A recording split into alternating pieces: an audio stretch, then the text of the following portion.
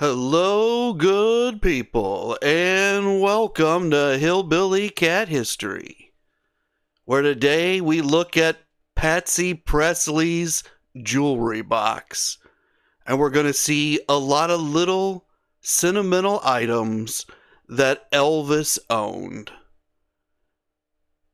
Hi, Debbie. Hi, Monica. Hi, Elizabeth. Thank you all so much for coming. We're going to get started with a song. This is Glass Slippers You Left Behind.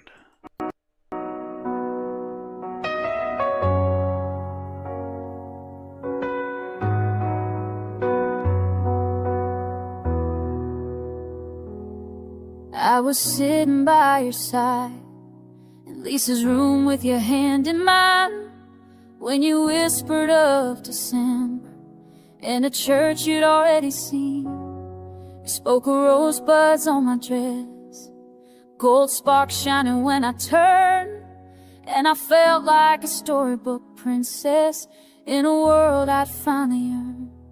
You said you'd tell the world in Memphis, 2 weeks and you'd say my name. Talk to children in the quiet like a candle's gentle flame. But the morning stole you from me like a breath that slipped away, and the plans we made together all dissolved in a single day. Oh love, I'm walking through the shadows with the glass slippers you left behind. I'll reach for you in the silence, but only memory answers mine. A part of me went with you where the spirit and the body meet, and I'm learning how to live again with one heart broken, one still beating at your feet.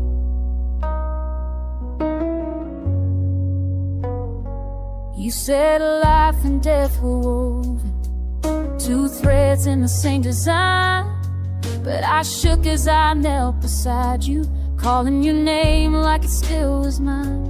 Lisa cried and ran from the doorway, her world falling like shattered glass, and I held the ache inside me as the moment turned and passed. You always said that love was light, a spark God placed in every soul. Now I search for it in the darkness, trying to trust what I can't control. If distance closes in the ending, then maybe you're not far at all. Maybe you're just in the quiet where the spirit hears the call. Oh love, I'm walking through the shadows with the glass slippers you left behind. I reach for you in the silence, but only memory answers mine. A part of me went with you where the spirit and the body meet, and I'm learning how to live again with one heart broken, one still beating at your feet. I'll keep the dreams you gave me, no one can take them away, and I'll carry your light inside me till we meet again someday. For love is stronger than sorrow, and faith is stronger than fear, and I feel you still beside me, soft as a whisper in my ear.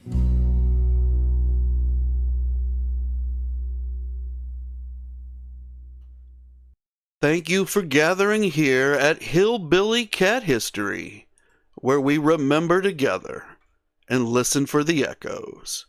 And today we're going to hear those echoes out of Patsy Presley's jewelry box.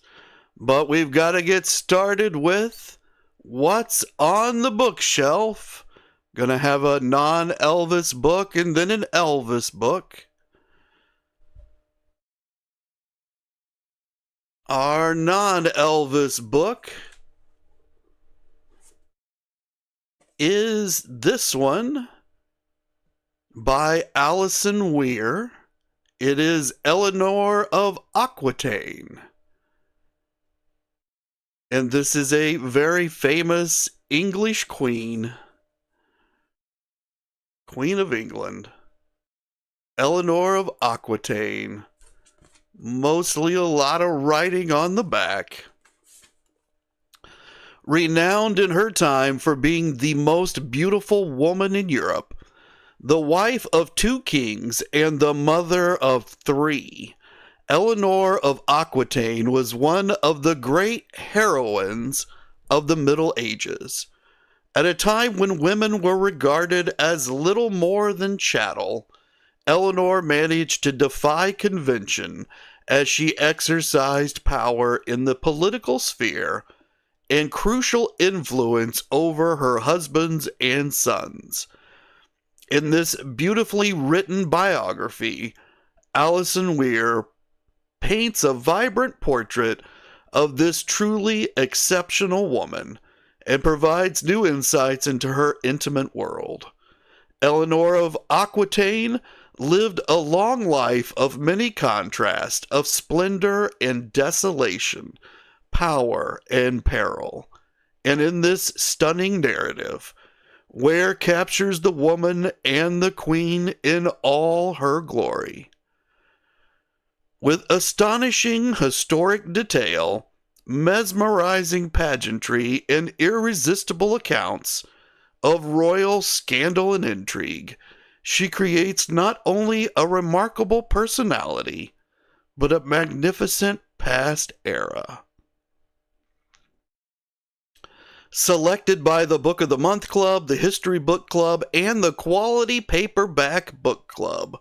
So I'm assuming this is another one of these books that was in hardback at some point, and now it's in this big paperback thing, and I keep wanting to read it, but I never have. But I'm attracted to it because she's connected to Robin Hood. And she's the queen when Robin Hood would have been in his heyday. She was not the Queen of England at that point, but she was the Queen Mother. She was the mother of King Richard, the Lion-Hearted, and of King John. I don't remember the third one, but if you watch, I think it's The Lion in Winter, and there's 2 versions of it out there. That's about her and her husband, and he was Henry II, and all 3 of the boys are in that, as I remember. One of the versions even has the guy who plays Hannibal Lecter. Is it Anthony Hopkins? I can't remember if he's Richard or he's John, but he's in one of them. And I want to say it's Katharine Hepburn that plays her in that movie. And then Henry II is played in the second movie by Patrick Stewart, the guy who's Captain Jean-Luc Picard of the Starship Enterprise in Star Trek: The Next Generation.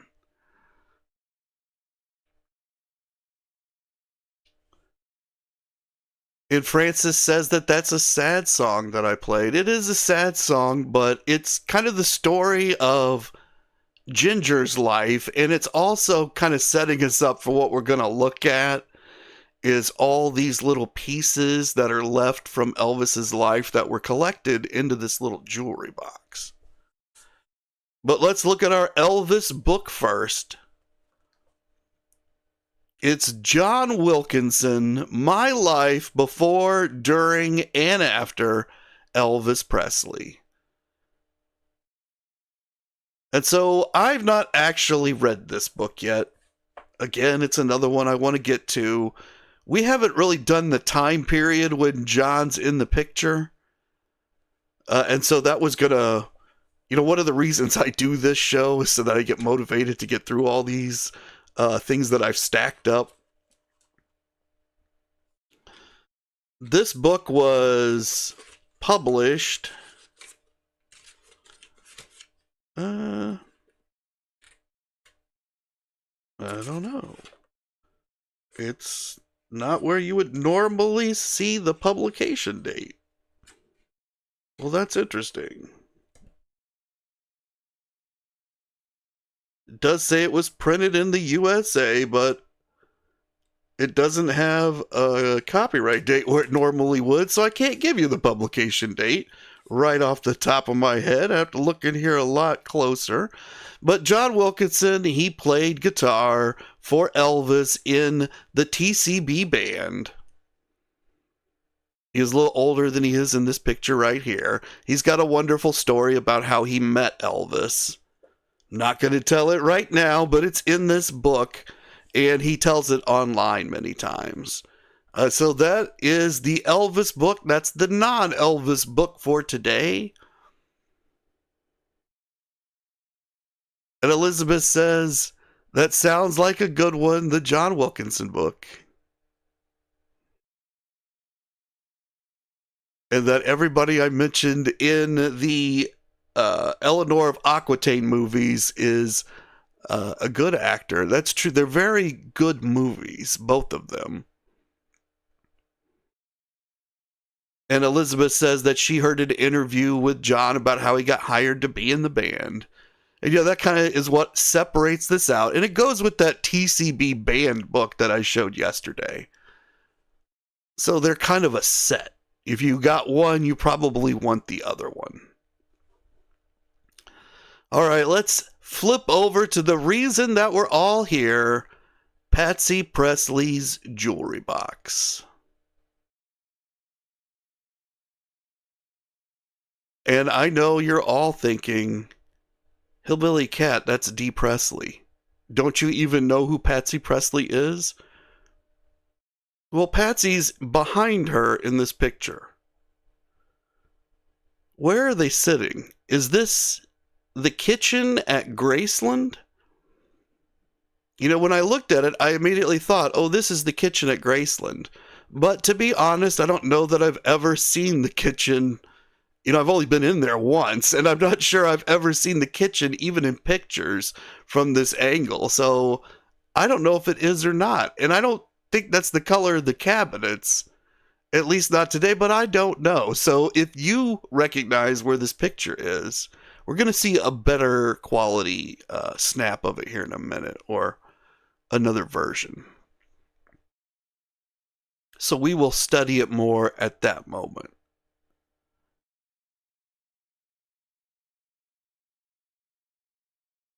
And Marion says that their first meeting when John was a teenager is funny too. That's true. Now, this is one of those pieces that was in the jewelry box. And there's a story that goes with the jewelry box, but I'm going to let Patsy tell it. We're going to get a few more items in first, though. But this is a very cheap trinket.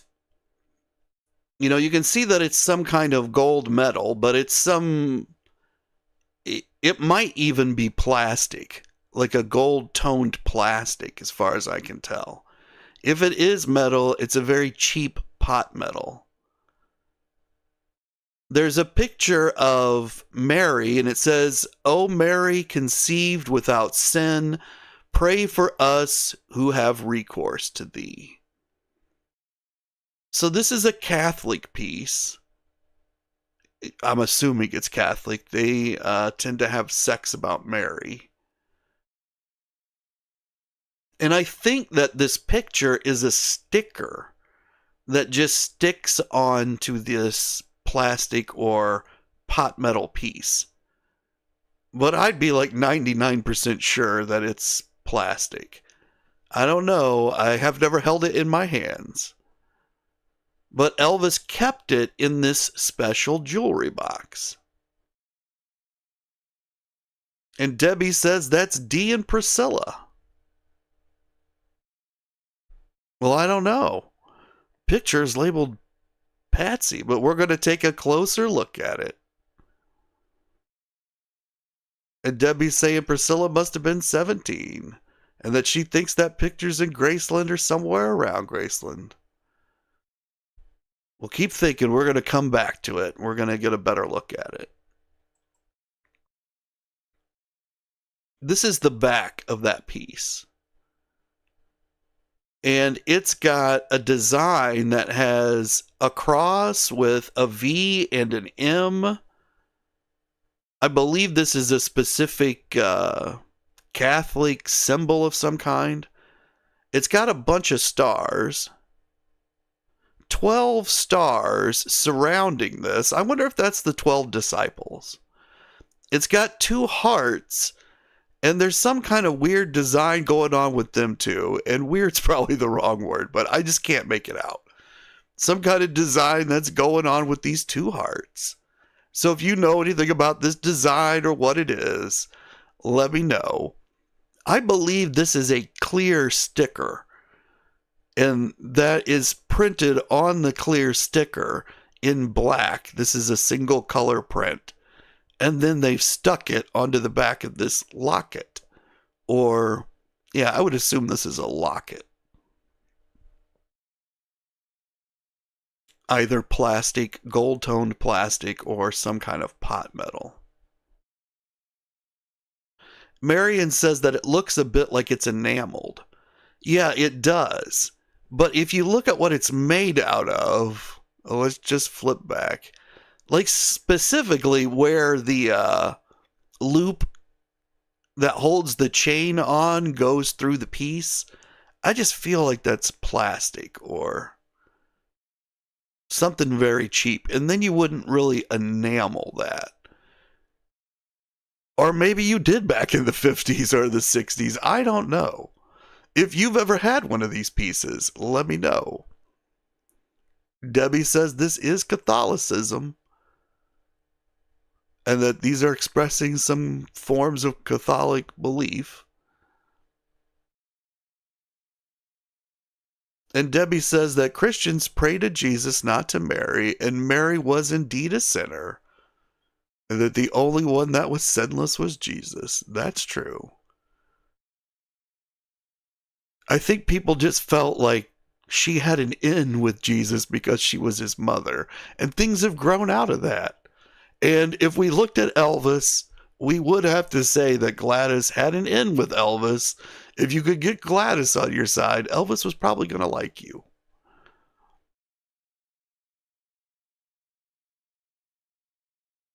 This is another piece that was in that jewelry box. This is silver, I believe.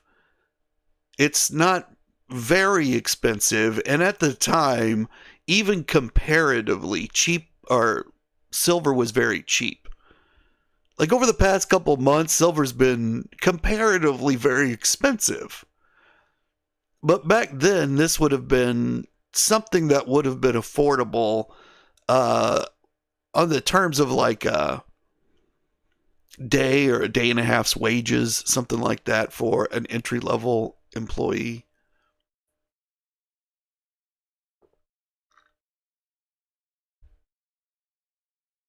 Maybe a week's wages. But somehow it's ended up in this jewelry box that Elvis has. It's nothing compared to the value of any of the gold items that he wears. And the chain itself, I don't think that's a silver chain. I think that's a stainless steel chain. So there's not a huge amount of, like today, this would be $25 or $30, but that's only because silver's insanely expensive at the moment. Last year it would have been like maybe 15. Hi Anna, thank you so much for coming. Appreciate seeing you here. This is another piece that was in that jewelry box. This is another piece that's not made out of an expensive metal, but it does have like these rhinestones or something on it that make this cross glittery and silvery. But again, if you look where it's connected to the chain, that might be a silver chain, that might be a silver connection, but I would guess that it's not. And Marion says that she thinks things don't have to be worth a lot and that she worships many things because of their memories. Exactly. So these are each a memory of Elvis's, but we don't have the memory. We just have the piece. And so he's hanging on to these. He's a rich man. He doesn't have to hang on to these. He's not wearing these. But at certain points, he must look at them because he's keeping them in a jewelry box in his bedroom, which might include his dressing room, but in his suite upstairs at Graceland.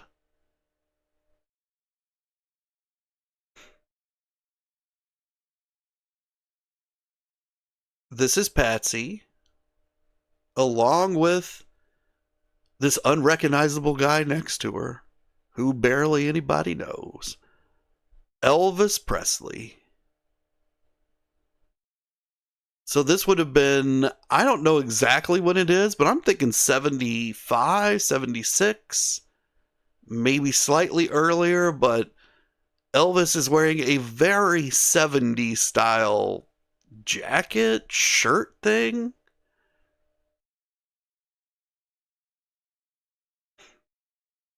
And Monica says that a very cheap gift often means more than the expensive ones. I think that was true for Elvis as well. He could afford to give very expensive gifts, which he did, but he accepted and cherished these very financially minor gifts. But see, they're out there on the auction circuit now. Each one has its own piece. So now they have this monetary value attached to them. Most people who see these pieces, they see only the monetary value.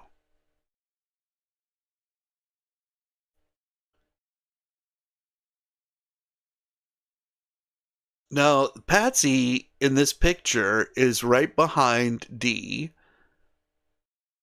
Debbie said that she thinks it's Priscilla, but let's flip back to this other picture. And you can get a good shot of Patsy's nose here and just kind of the structure of her face. She's a little older in this picture.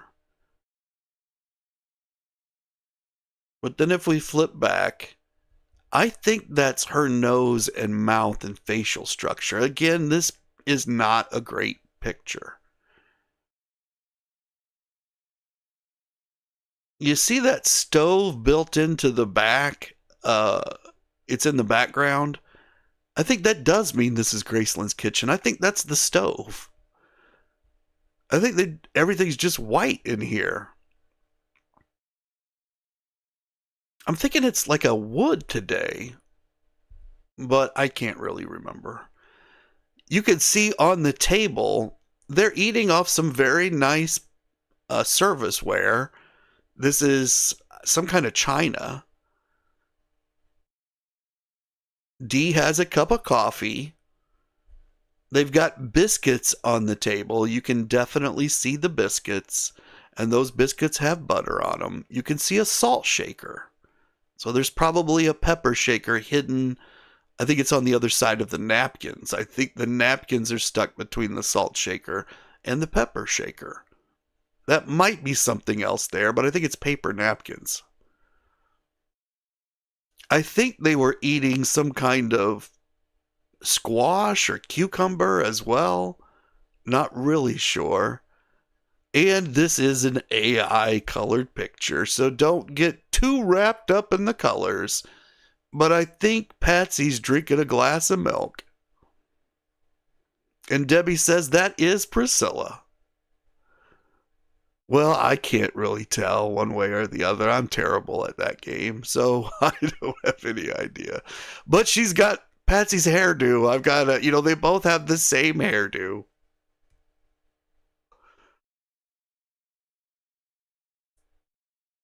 And Marion says that Lisa loved Patsy and she's happy to see this picture of her. She looks very nice. It might be Priscilla. And Debbie says that another one of Elvis's family members was his cousin, Edie, and that babysit Lisa, and she thinks that's how she spelled her name. Well, Edie is her is Elvis's first cousin thrice removed. That makes her what most people refer to as his third cousin. Donna has an issue with the story that Lisa was babysat by her. But yes, that story is out there. Edie does say that. It's definitely in a video on YouTube. And I don't want to get in the middle of their family squabble. Elizabeth says that she thinks Patsy is still alive, and Donna talked about her a little bit. I believe she's alive as well. She's more closely linked to EPE, though.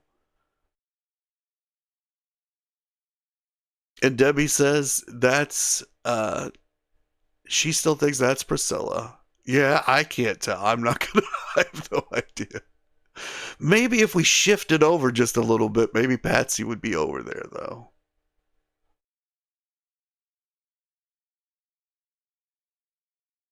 And Debbie says she likes how the dishes were. Yeah, I think they're a little bit fancy on the dishes here, but they live in a mansion.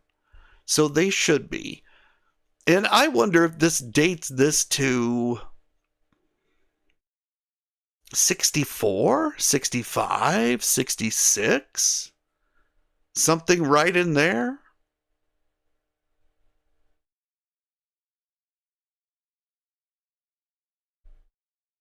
And Debbie saying yes through Minnie May. Yeah, I'd have an episode out there where I show the actual, I made a family chart, family tree. I'll have to get that back out and throw it up again.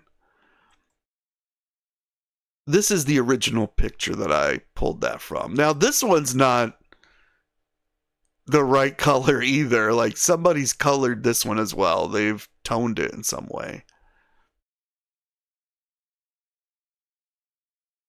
And Debbie saying this one, the one with Elvis, is Patsy. That's right. That one, yes, I can definitely identify her there.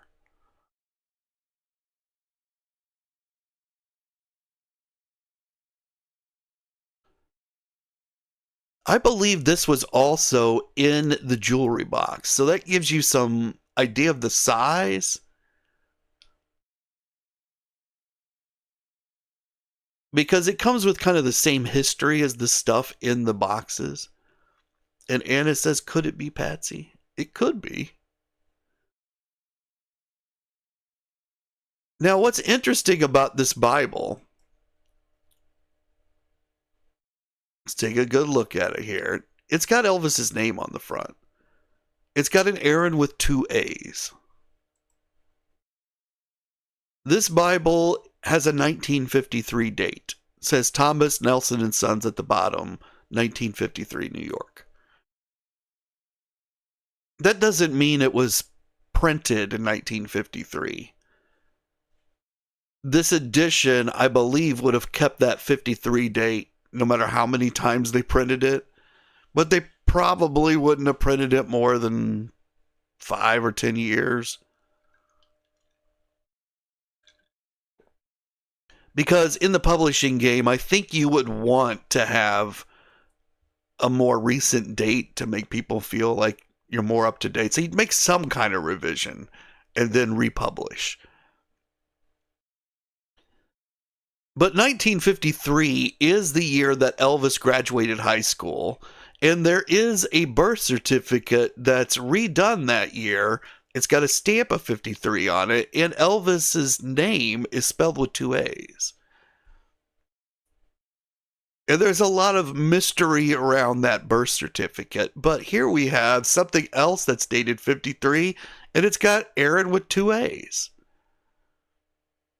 And so this just kind of moves into this double A thing. I've got other videos about that out there that you can find in the archive. So I'm not going to talk more about that at the moment, but that's part of this jewelry box. Who brought this Bible to him? Now, here's the story of the jewelry box, and this is written by Patsy. And it says, Dear Tom, So here we bring in a man named Tom. This is dated October 25th, 1988.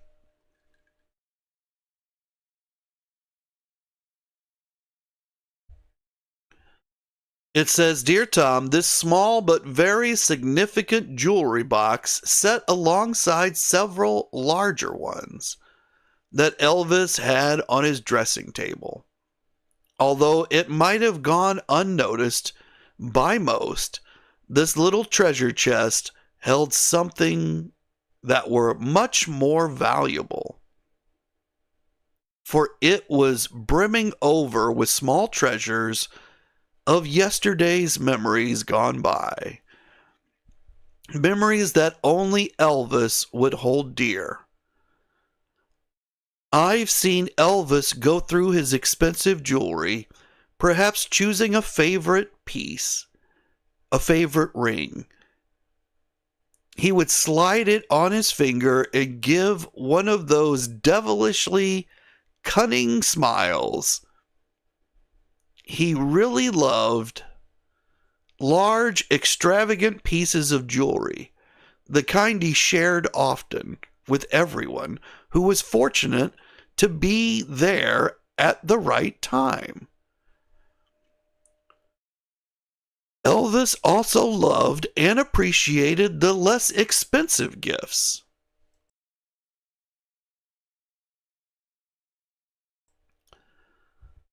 He appreciated the less expensive gifts he received, some from family and friends, and others even from a fan occasionally, that would somehow get mixed in with the personal gifts.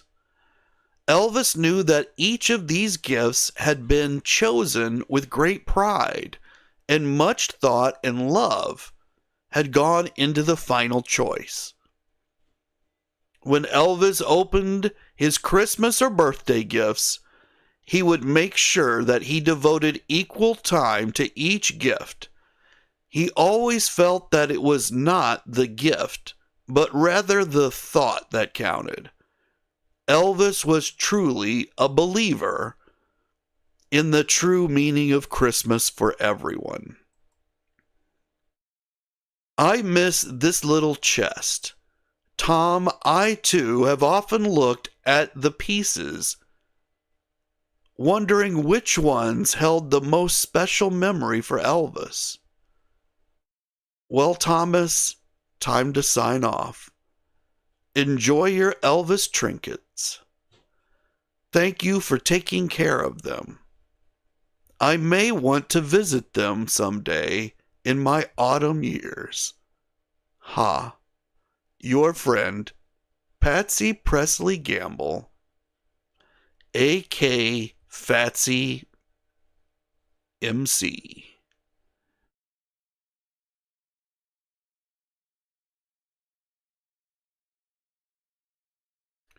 So at some point, this jewelry box, it came into Patsy's possession. And she says that in 1979, she tried to pass the jewelry box back to Vernon, as well as other items that had been given to her for safekeeping. Vernon was very sick and passed away in 1979. He told her to keep a hold of them. It's also described as he gave them to Patsy. Now later in 1980 or so, in the 80s, I don't remember the exact year, I think it's going to come up here, Patsy starts selling things or giving things to Tom. And eventually Tom, he's going to take these pieces and he's going to auction them off one by one on the auction market. This is Tom Salva. Now, you see here that Patsy seems to have an impression that Tom's going to treasure these trinkets forever, and that she'll be able to visit them in her autumn years, although she says it as a joke, because she puts ha. At least I think she put ha there. You can see it for yourself, so you can judge. But I think it's an indication that my belief, Tom, is that you're going to hold on to these. And that makes me also believe there was an exchange of value, so probably money. And that makes Patsy believe that these are valuable to Tom above and beyond her sentimental value for them. Now, this is many, many, many years later, but Patsy, I believe, is still alive. And all of these pieces have been on the market for a long, long time.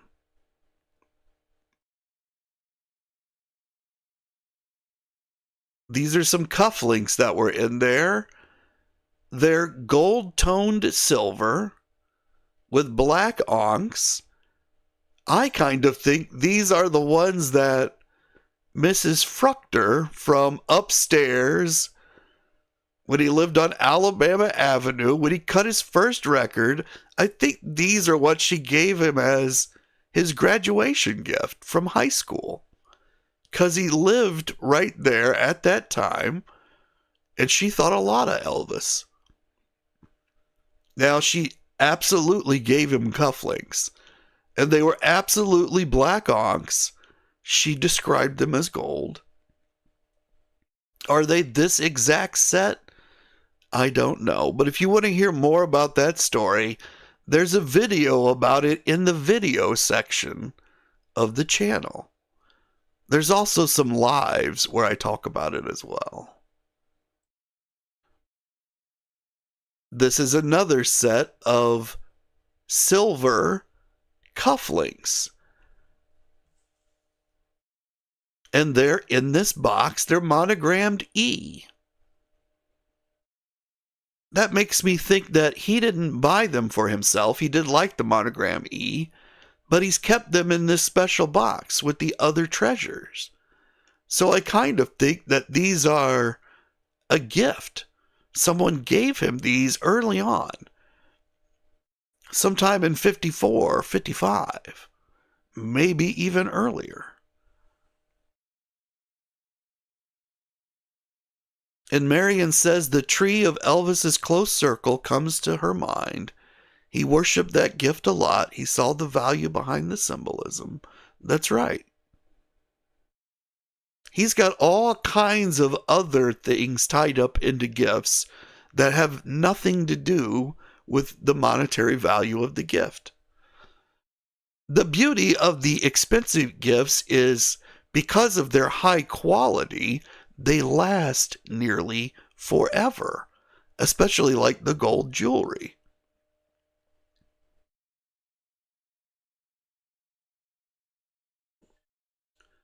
And Monica says she's thinking about what she would have liked to give Elvis. What you might have given him that ended up in this box. Something that he might have treasured just because it had been given to him.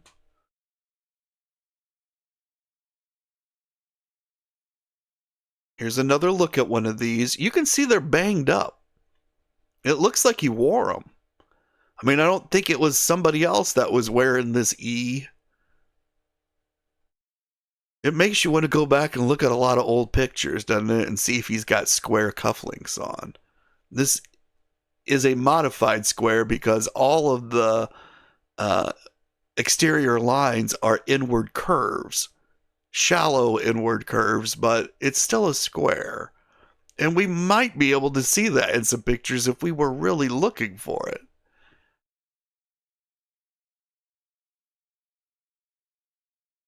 This is a book that Elvis owned. It wasn't in the jewelry box, but it made it to Patsy.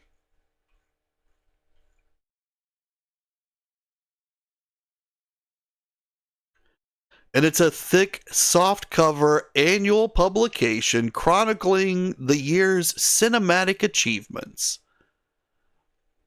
So I think it's a book that he's received not because he went and bought it, although he probably paid for it, but it's something to do with the career Like, you're an actor in Hollywood. This is one of those things that you get every year to stay up with what's going on in Hollywood. Like, Variety is a publication that you read if you work in Hollywood. You must read it to stay abreast of everything everyone else knows. This is kind of like a yearbook, I think, of Hollywood. And Anna says that she's thinking it's Patsy that she is good friends with, and kind of makes sense if she's connected to EP as well, since Priscilla is just in her opinion. And Elizabeth saying that Priscilla and Patsy were good friends. There's definitely some kind of respect going on there because Patsy stayed connected to the organization. I think she might even still be connected to the organization, and Priscilla not so much.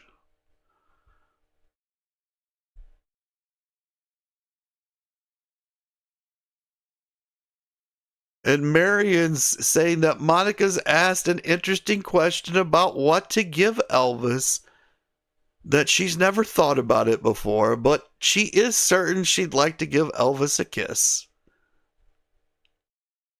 But I don't think he could put it into the jewelry box.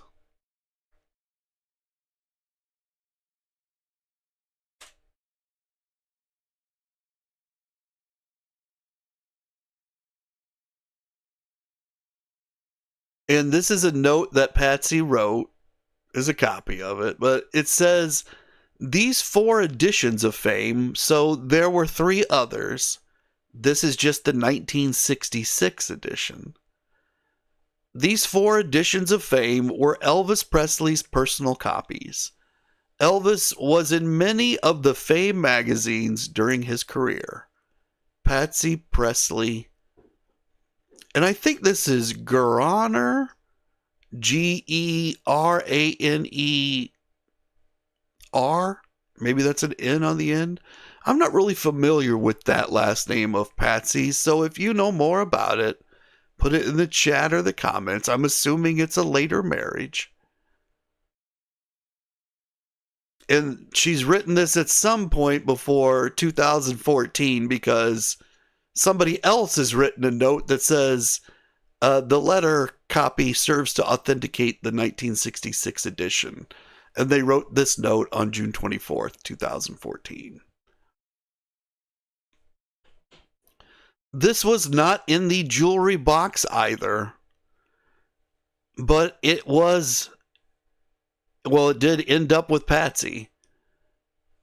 And this is The CIA and the Cult of Intelligence, a book written by Victor Marchetti and John D. Marks. It says the first book the U.S. government ever went to court to censor before publication. So this appears to be some kind of conspiracy book. I'm kind of wondering what year it was published. Does it tell us? No. But the back does say the issue is a simple one. Should the CIA function as it was originally meant to, as a coordinating agency responsible for gathering, evaluating, and preparing foreign intelligence? Or should it be permitted to continue as an operational arm, independent and unaccountable, the secret instrument of the presidency and a handful of powerful men whose purpose is interference in the domestic affairs of other nations?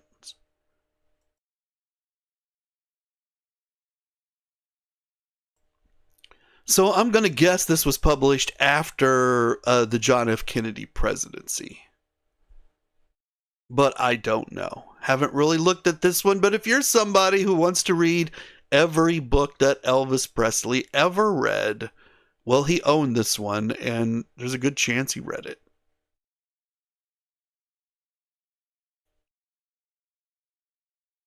This is, I believe, a tie clip. Keep your tie in place on your shirt. It's got a monogrammed E.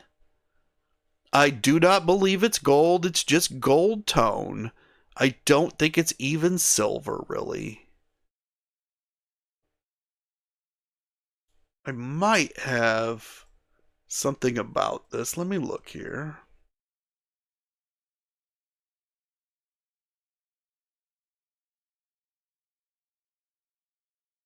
Maybe not.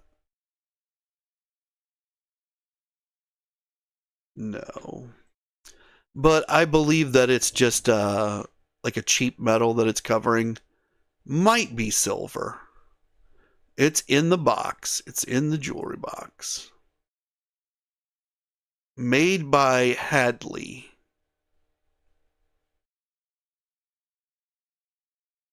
So I think that means it's a mass produced piece.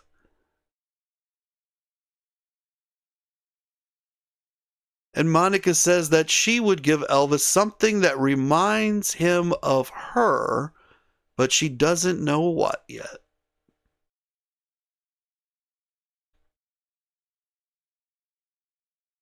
I think we already saw that one. Here is a sterling silver ring with an E on it. It's not exactly the same style of E, but if you look at this ring, you can see it is really banged up. He definitely wore this ring, and it's in that jewelry box.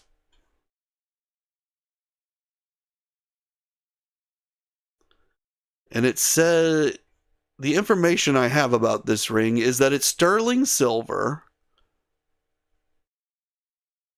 Elvis, it was in this box, and that's how Patsy Presley came to own it. It's a size 10 and a half, and stamped on the interior is sterling plus 10. Most likely indicating that the adornments on the sides of the ring are 10 karat gold. So these little pieces that stick out means they're probably plated in 10 karat gold, is what I think. And the ring presents moderate wear. Well, it's definitely moderate wear. I'd go a little farther than that. This says it's excellent condition, but I wouldn't say excellent condition. It's nothing approaching mint, but it's really interesting because it is so banged up. Those are all Elvis Presley scratches right there. And then maybe scratches from jingling around with other things in the box. So it's touched all these other pieces that were in this treasure box.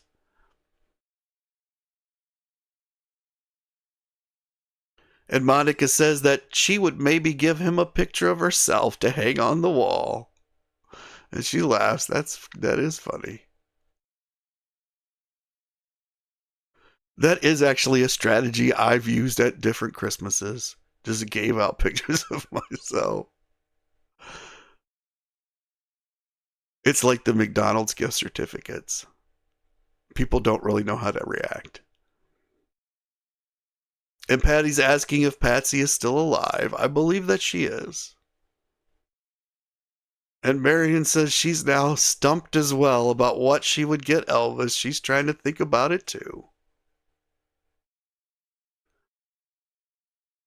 Now, size 10 and a half on this ring. What finger is that for Elvis?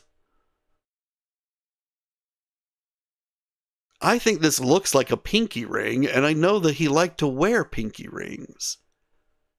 But 10 and a half is a little bit large. I don't really know what his ring sizes on his fingers were, though. Like 10 and a half, I think would be a little bit small for my ring finger, or right at the right size, but I have some kind of thin fingers, and it would be a little too loose on my little finger. But I feel like it might have fit well on his little finger. I just don't know.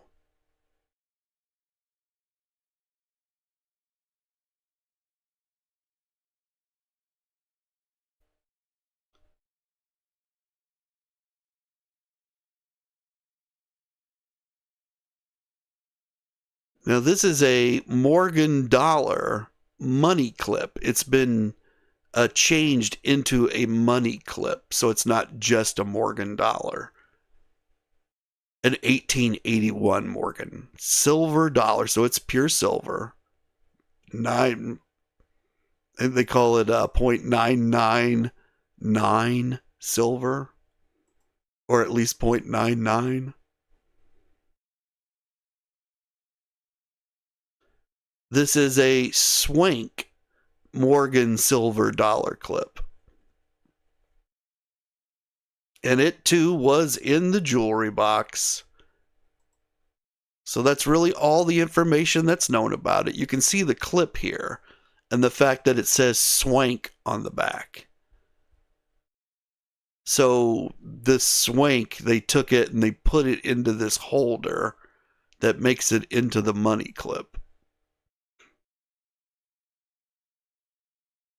And you can see on the front here that it's just got like 3 little fingers of metal that wrap around this Morgan dollar, which has this Liberty head on it. And you can see the word Liberty.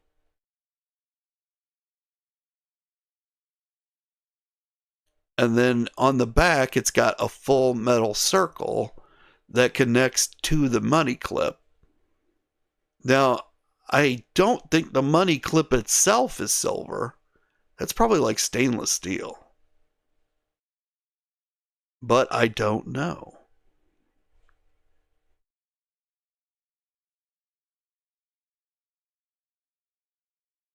And the listing doesn't make it clear.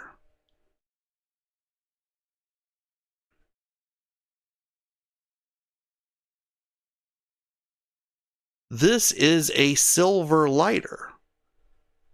Fiery Tiger is the name of the brand. It's a windproof lighter. And it was carried by Elvis in Germany when he was in the military.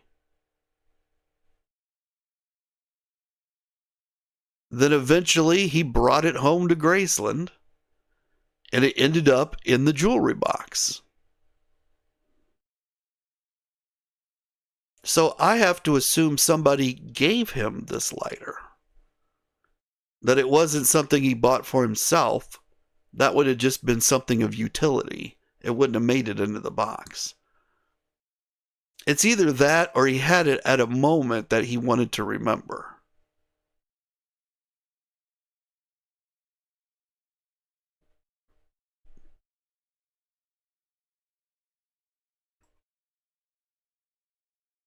There's another picture of it. And it's called a Fiery Tiger lighter, but you can also see that it has a light or a tiger embossed on it.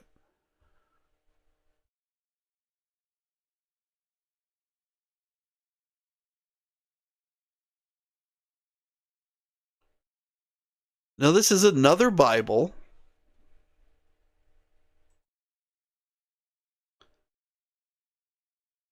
The description I have for this Bible is that it was on his nightstand when he passed away. And that it came with a letter of provenance from Patsy. So when it's said that it's on his nightstand, I think there were a whole bunch of Bibles. One of them was the Bible that Vester and Cletus gave him, and that's not this Bible. But it's indicating in the information I found that this Bible sold for $120,000. And if that's true, this is like the second or third Bible that's approached those kind of numbers from Elvis.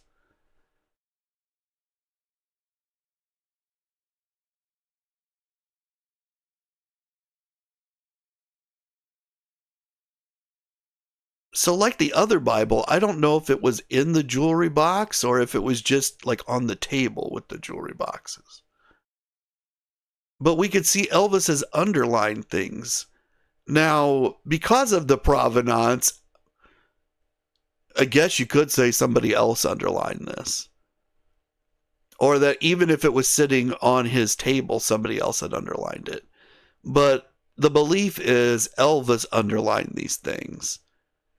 And these are his underlines. Now, I did not see any annotations. There are a lot of underlines. So those of us that are going through the impersonal life in the other live stream that I do each day, we're going to be looking at these underlines a lot more closely. This is just one of them. In this one, Elvis has underlined, "And God saw everything that he had made, and behold, it was very good. And the evening and the morning were the sixth day." So that's chapter 1 of Genesis, verse 31. And Monica says she wonders who owns it now and if it works, the lighter. Somebody owns it. I don't know if it works or if they've tried it. And Debbie's saying that Patsy is alive. She's 84 years old.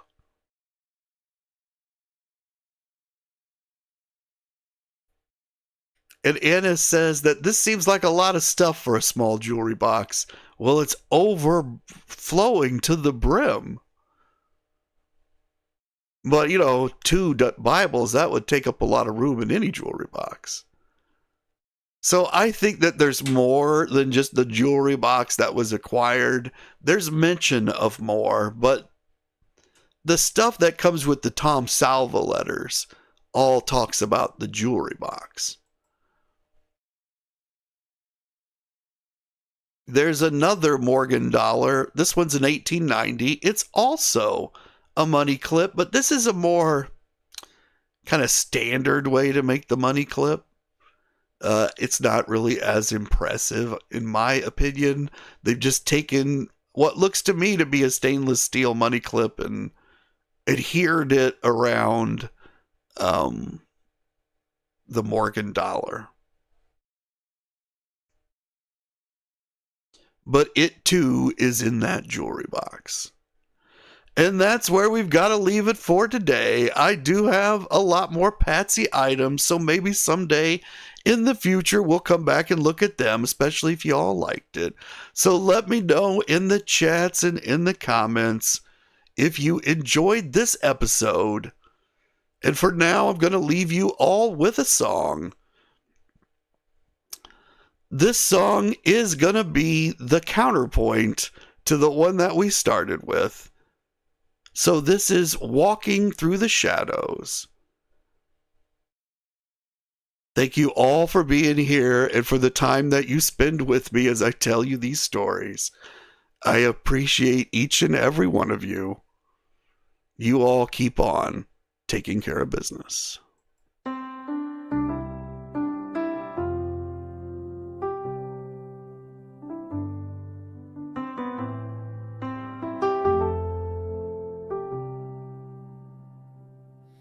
I was sitting by your side at Lisa's room with your hand in mine when you whispered of December and a church you'd already seen. You spoke of rosebuds on my dress, gold sparks shining when I turned, and I felt like a storybook princess in a world I'd finally earned. You said you'd tell the world in Memphis, 2 weeks and you'd say my name. You talked to children in the choir like a candle's gentle flame, but the morning stole you from me like a breath that slipped away, and the plans we made together all dissolved in a single day. Oh love, I'm walking through the shadows with the glass slippers you left behind. I reach for you in the silence, but only memory answers mine. A part of me went with you where the spirit and the body meet, and I'm learning how to live again with one heart broken, one still beating at your feet.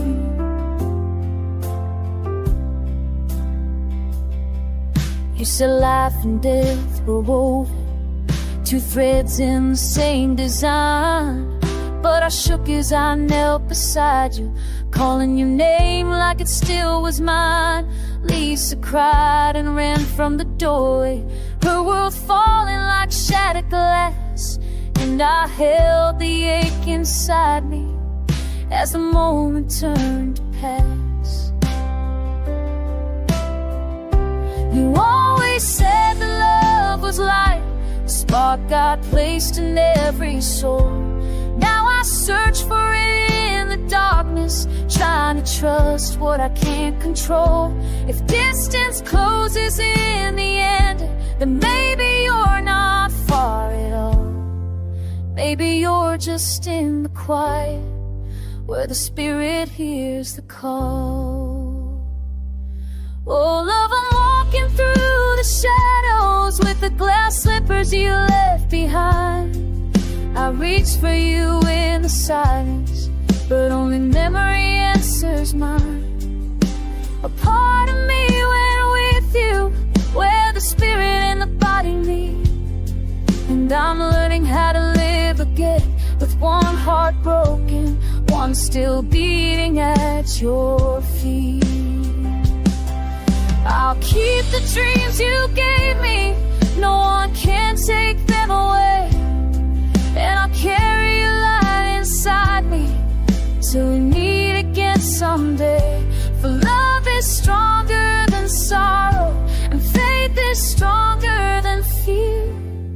And I feel you still beside me, soft as a whisper in my ear.